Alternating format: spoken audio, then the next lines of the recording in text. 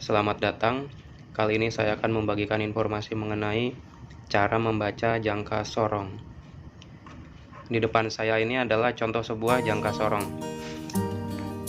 Jangka sorong mempunyai nama lain, yaitu ada yang menyebutnya sigmat, ada juga yang menyebutnya kaliper. Jangka sorong dibedakan menjadi dua jenis.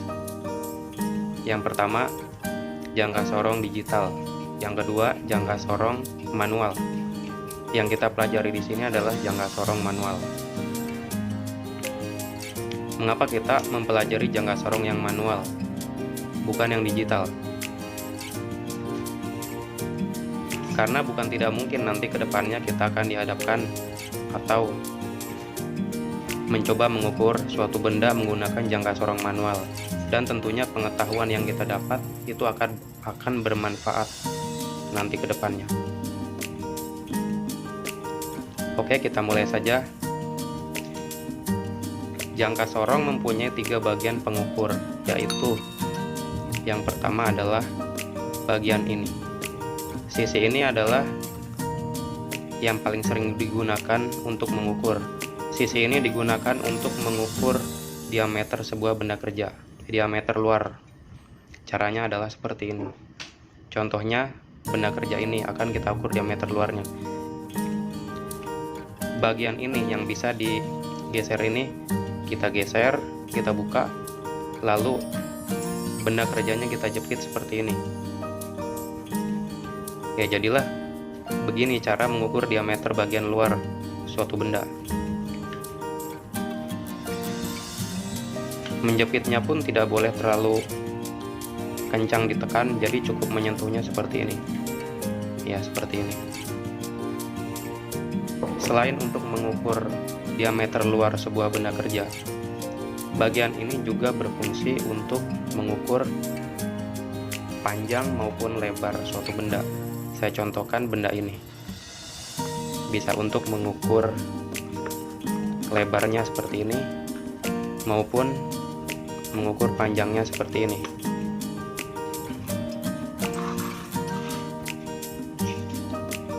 Kemudian yang kedua, bagian ini. Bagian ini adalah digunakan untuk mengukur diameter sebuah benda kerja bagian dalam.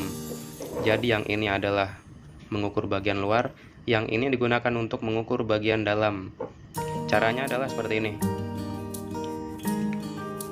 Kedua bagian ini kita masukkan ke bagian dalam sebuah pipa atau benda kerja.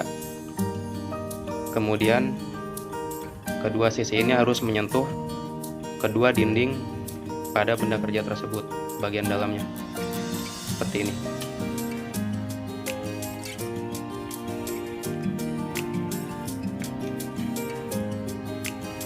Bagian ini juga tidak boleh kita tarik atau kita jepit terlalu kencang. Cukup menyentuhnya saja. Ya, jadi seperti ini.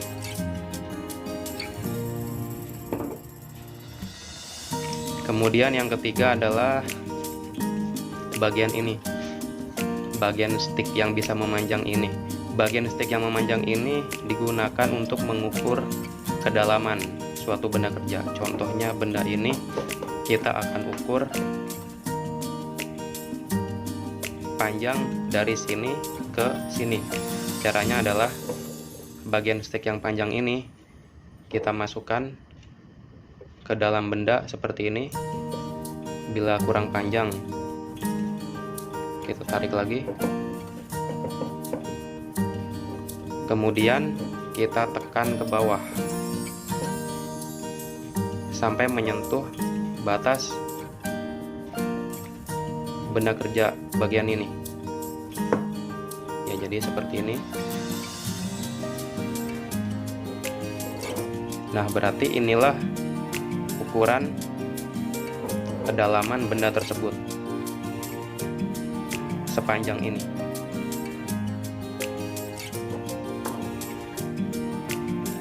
Itulah ketiga sisi bagian untuk mengukur sebuah benda kerja. Kemudian ada juga bagian pembantu untuk mengukurnya, yaitu yang pertama ini adalah pengunci.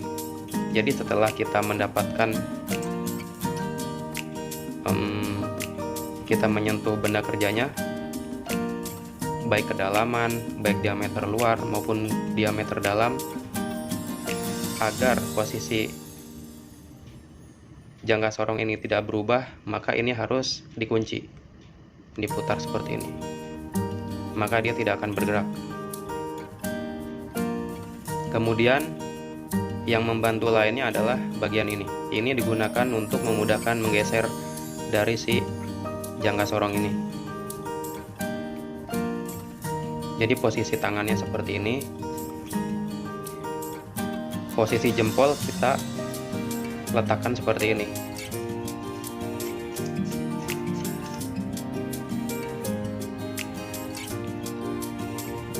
Oke, jadi tadi bagian-bagian dari jangka sorong untuk mengukur. Kemudian saya akan jelaskan bagian dari skala, yaitu nominal angka yang akan kita baca sebagai penunjuk ukuran.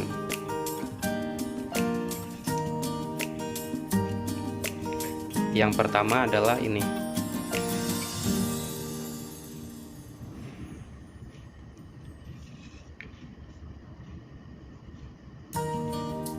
Ini adalah disebut skala utama, bagian ini. Skala nominal.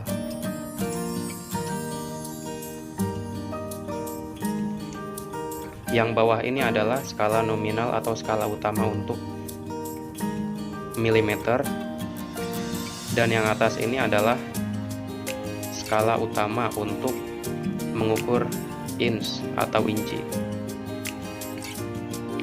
Kemudian bagian yang bergerak ini terdapat angka-angka di sini, yaitu disebut skala nonius, baik di bagian bawah maupun bagian atas.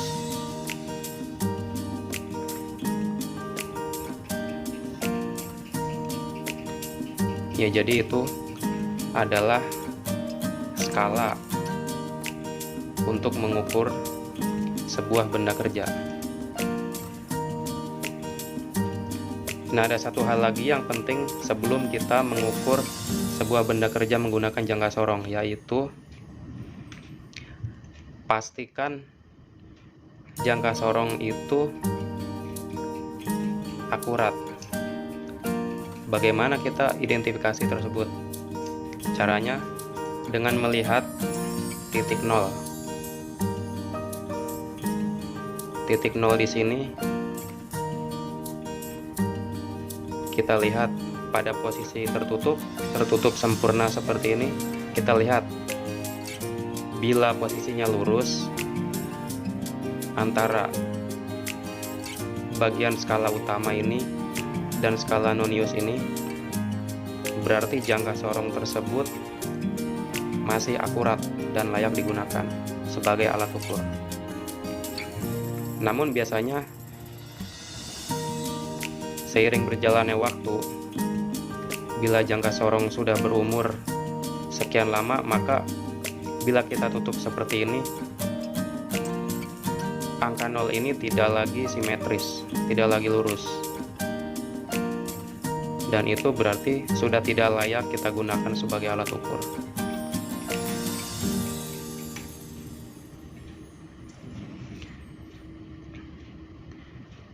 Oke, sekarang saya akan mencontohkan cara pengukurannya. Sekarang kita akan mencoba mengukur sebuah benda kerja. Kita akan mengukur bagian luar sebuah benda kerja. Caranya adalah begini. Kita kunci. Setelah dikunci baru kita baca. Caranya adalah angka berapakah yang ditunjukkan oleh angka 0 pada skala nonius.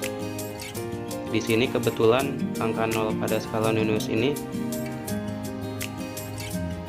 menunjukkan dekat dengan angka 4 pada skala utama.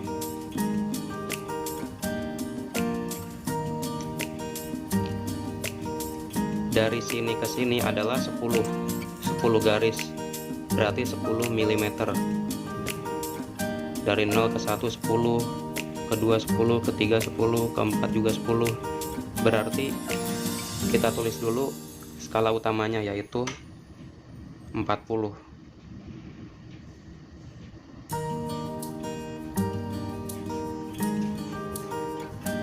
Kita tulis 40, kita tulis koma. Kemudian berapakah angka di belakang komanya? Cara membacanya, kita cari angka pada skala nonius yang paling lurus atau simetris dengan garis di angka skala utama. Misalnya di sini adalah yang paling lurus itu angka 5. Angka 5 ini paling lurus. Misalnya kita cari tidak ada yang lurus. Misalnya tidak ada yang lurus, maka kita cari yang paling dekat. Pada contoh ini kebetulan yang paling lurus ini angka 5.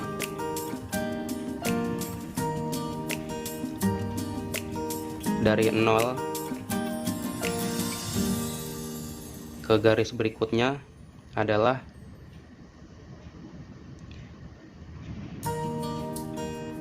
0,02, 02, 04, 06, 08, 10, 12, 14, 16, 18, 20. Berarti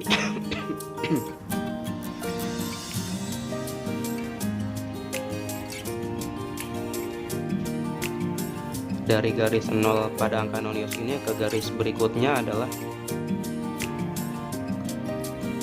0,02, ke garis berikutnya 0,02 lagi. Jadi 0,02,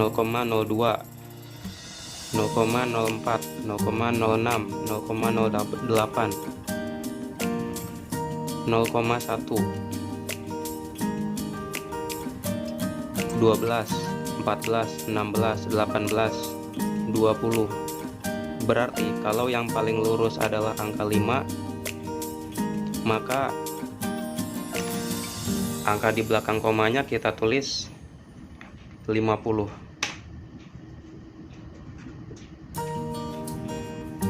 milimeter.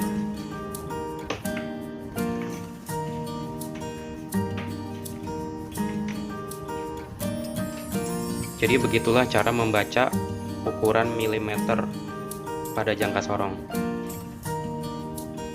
Kalau yang paling lurus adalah misalnya angka 7 ini, berarti tadi bukan 40,50 tapi 40,70 mm.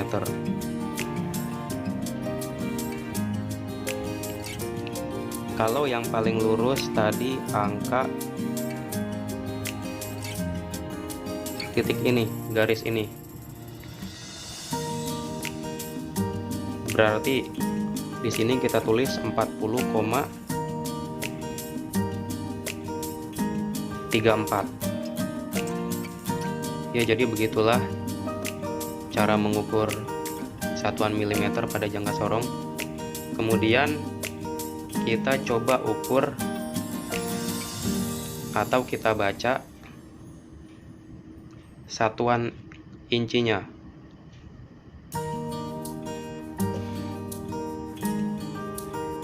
Jadi kita hitung dahulu berapakah jumlah garis pada skala utama ini.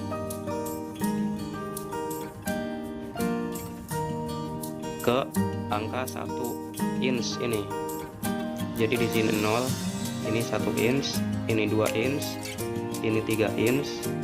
Kita hitung berapa banyak garisnya menuju angka 1 inch. Ini kita hitung 1, 2, 3, 4, 5, 6, 7, 8.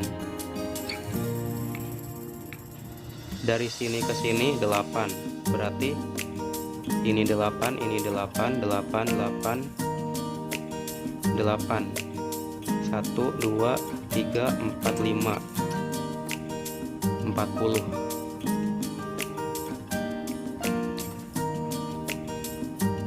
Berarti ukuran 1 inch itu adalah berjumlah 40 garis. Kita tulis dulu, berarti di sini 1/40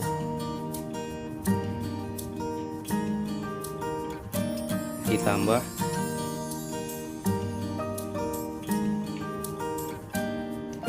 ketelitian pada ukuran inch ini adalah 0,001 inch. 3 angka di belakang koma ini berarti adalah per 1000.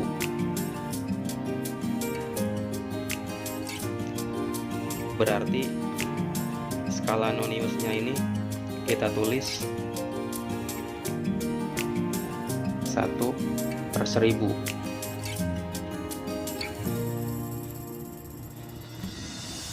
Jadi nanti caranya skala utama ditambah dengan skala Nonius.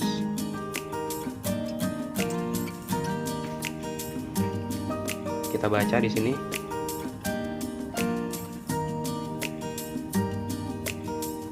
Sama seperti ukuran milimeter tadi, kita lihat menunjukkan angka berapakah 0 ini.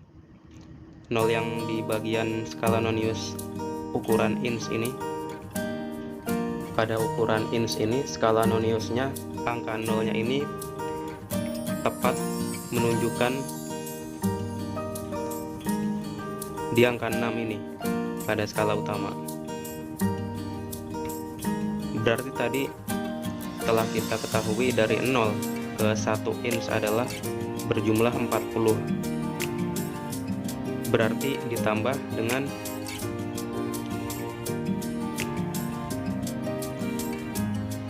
40 ditambah 24, 64.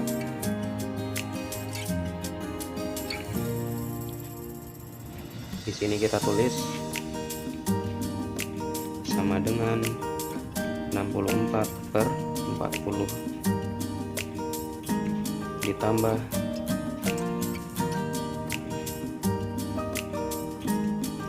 Sekarang kita baca bagian skala Noniusnya. Kita cari yang paling lurus. Yang paling lurus adalah kebetulan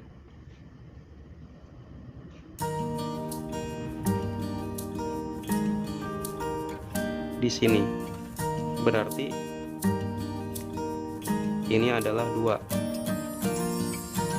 Dari 0 ini ke sini 5, ke sini 5, ke sini 5. Jadi satu garis ini dihitung 1. Sedangkan yang lurus di sini berarti yang lurus ini 2. Maka kita tulis di sini 2/1000 sama dengan, kita samakan penyebutnya menjadi 1000. 1000 dibagi 40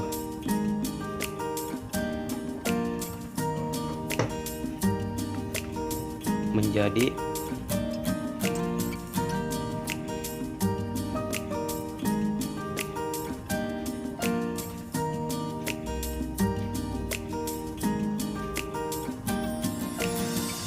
Kita tulis di sini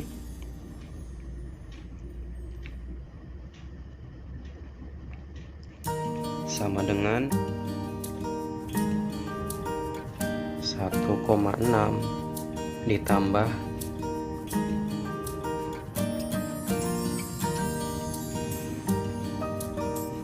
0,002 sama dengan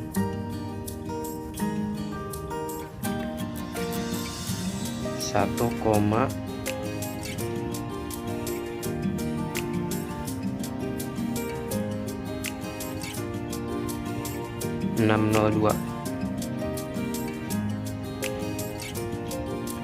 inci.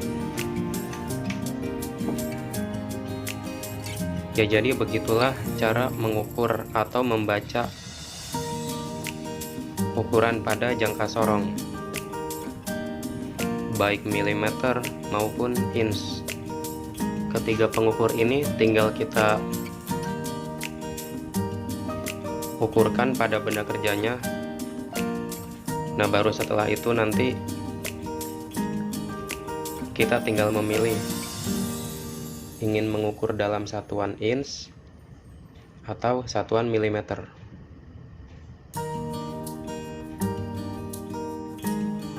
Oke, sekian dulu informasi yang dapat saya bagikan mengenai cara membaca jangka sorong. Apabila videonya bermanfaat, jangan lupa klik subscribe, like, and comment.